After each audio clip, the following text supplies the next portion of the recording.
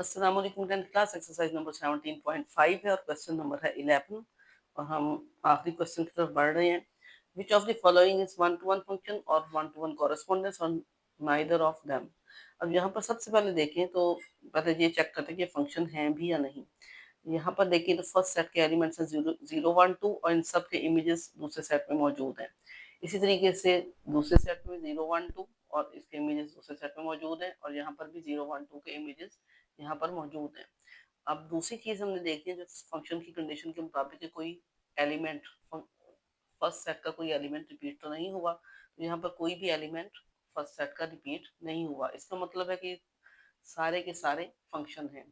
अब चलते हैं वन टू वन फंक्शन का मतलब है कि एक के मुकाबले में एक। ठीक, तो यहाँ पर देखा जाए तो इमेज जो है यानी हर फंक्शन हर फर्स्ट एलिमेंट का एक ही इमेज है और रिपीट नहीं हुआ। कोई भी इमेज जो है वो रिपीट नहीं हुआ, ना ही डोमेन का एलिमेंट रिपीट हुआ ना ही रेंज का। इसका मतलब है ये वन टू वन फंक्शन है। लेकिन इसमें एक खास बात क्या है कि रेंज जो है, रेंज का सेट जो है या कोडोमेन सेट जो है ये पूरा इस्तेमाल नहीं हुआ। जबकि इस सेट में देखें तो यहाँ पर भी हर एलिमेंट का एक इमेज मौजूद है और कोई इमेज रिपीट नहीं हुआ, यानी ये वन टू वन फंक्शन है। लेकिन इसके साथ साथ हम देख रहे हैं कि यहाँ पर जो कोडोमेन का सेट है यानी 5 6 7, इनमें से कोई भी एलिमेंट ऐसा नहीं है जो कि इस्तेमाल ना किया गया, ये तमाम एलिमेंट्स यूज हुए हैं। तो इसका मतलब है यह वन टू वन के साथ साथ कॉरेस्पॉन्डेंस भी है। वन टू वन कॉरेस्पॉन्डिंग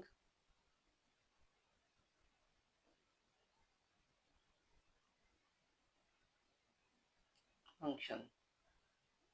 ठीक, अब चलते हैं थर्ड पार्ट की तरफ। थर्ड पार्ट में देखें तो यहाँ पर आपके पास फंक्शन तो ये है, यहाँ पर जो इमेजेस हैं यानी इनका जो सेकंड सेट है उसके सारे जो है वो इमेजेस यूज नहीं किए गए, यानी ये नंबर जो है यूज नहीं किया गया, नंबर 7। तो इसका मतलब है कि ये ना तो वन टू वन फंक्शन है और ना ही ये वन टू वन कॉरेस्पॉन्डेंस है। तो result is neither one two one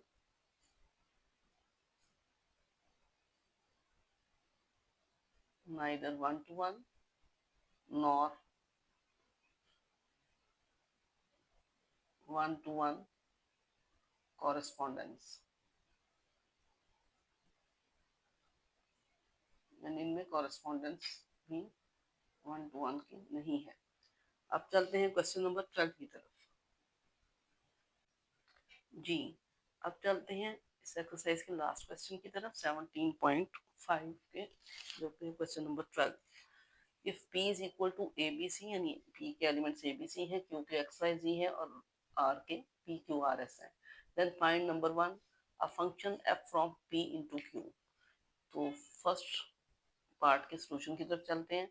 P into Q का मतलब है कि P का सेट जो है ये सबसे पहले होगा, यानी फर्स्ट एलिमेंट या डोमेन का सेट जो होगा वो P का सेट होगा, जिसमें है A, B और C।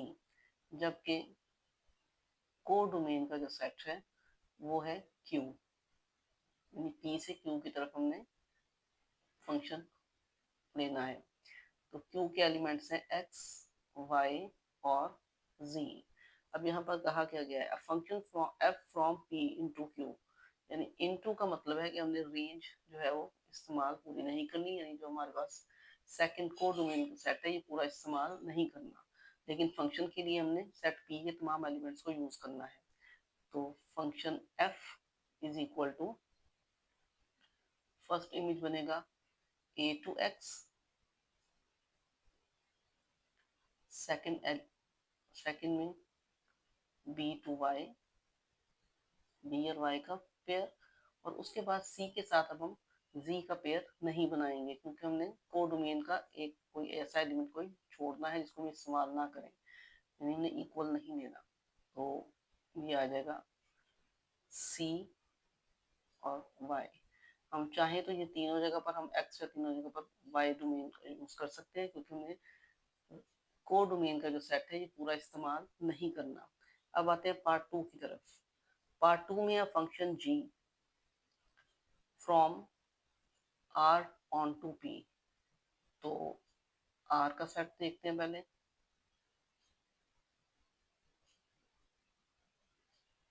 आर सेट आर में शामिल है पी, क्यू, आर और एस। और आर टू पी है, तो पी के एलिमेंट्स वही हैं, ए बी सी। अब जो हमने फंक्शन जी लेना है, इसमें कह रहा है from R on to P. On to का मतलब है कि हमने डोमेन जो है, डोमेन का सेट जो है, इसको तो पूरा इस्तेमाल करना ही है, रिपीट नहीं करना किसी एलिमेंट को। लेकिन जो रेंज, जो को डोमेन का सेट है, इसको मुकम्मल इस्तेमाल करना है। ठीक, तो सबसे पहले मैं पी के साथ ले रही हूँ क्यू, सॉरी पी के साथ ए का पेयर, यानी सबसे पहले ये। उसके बाद क्यू के साथ बी, देन आर के साथ सी, और लास्ट में एस से इसको इस्तेमाल करना जरूरी है। अगर हम डोमेन का पूरा सेट इस्तेमाल नहीं करेंगे तो फंक्शन ही नहीं रहेगा।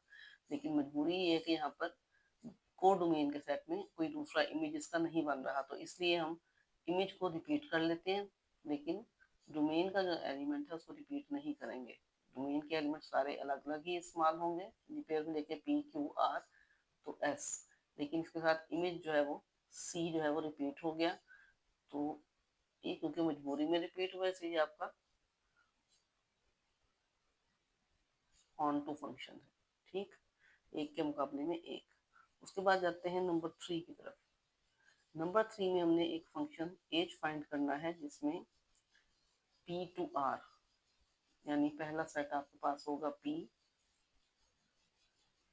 सेट पी में आपके पास मौजूद है ए बी और सी, जबकि पी के साथ दूसरा सेट है आर का, और आर में मौजूद है पी क्यू आर। सेट को थोड़ा सा एक्सटेंड कर लेते हैं डायग्राम को। आर के साथ है S, P Q R S. अब हमने फंक्शन क्या बनाना है, विच इज इंजेक्टिव फंक्शन।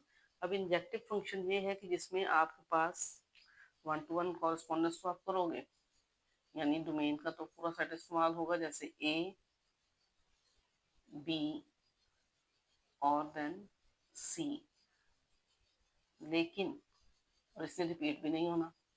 अब चलते हैं कोडोमेन की तरफ। अब कोडोमेन के जो एलिमेंट्स हैं वो हम यूज करेंगे, जैसे कि ए के साथ पी, बी के साथ आर या एस या क्यू, कुछ भी ले सकते हैं, और सी के साथ मैंने ले लिया क्यू। बी आर, ये आपकी अपनी मर्जी। अब यहाँ पर ए के साथ है पी। अब यहाँ पर अगर देखें तो एस जो है यहाँ पर बाकी रह गया, तो ये एक फंक्शन तो है और डोमेन पूरी इस्तेमाल की गई है, लेकिन ये फंक्शन इंजेक्ट, क्योंकि 1 to 1 भी है, 1 to 1 फंक्शन भी है, यानी एक एक हर एलिमेंट का एक एक इमेज बना है, कोई भी इमेज रिपीट नहीं हुआ। जबकि यहाँ पर इमेज रिपीट हुआ था, यहाँ पर कोई इमेज रिपीट नहीं हुआ, तो ये 1 to 1 भी है, और ये क्योंकि रेंज पूरी इस्तेमाल नहीं हुई या कोडोमेन का एक एलिमेंट रह गया, तो ये इनटू फंक्शन भी है। तो ऐसा फंक्शन जो ऑन टू भी हो और इनटू भी हो, उसको कहते हैं इंजेक्टिव फंक्शन। तो ये आपका इंजेक्टिव फंक्शन है। नेक्स्ट लास्ट वन जो है इसमें देखें तो इसमें है अ फंक्शन के फ्रॉम क्यू टू पी।